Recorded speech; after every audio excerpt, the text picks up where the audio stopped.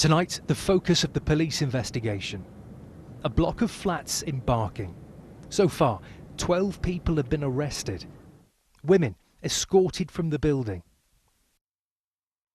These pictures were taken by those living inside. Armed police surround men lying on the floor with their hands behind their backs. The BBC also understands one of the London attackers who died had lived here. We are not naming him at the request of the police, who say it could jeopardise their investigation. But we've spoken to this man who knew him. He says over the past 2 years, the attacker became more and more extreme. We spoke about a particular attack that happened, and like most radicals, he had a justification for anything, for everything and anything. And that day I realised that I need to contact the authorities.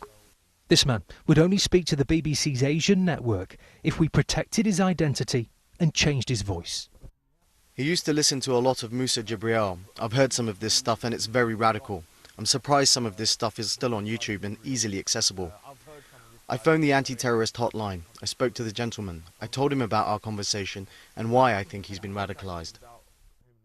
The friend also claims the alleged attacker was not arrested after he was reported and was allowed to keep his passport. I did my bit. I know a lot of people did, but the authorities didn't do their bit. We've asked the Metropolitan Police to respond to these allegations.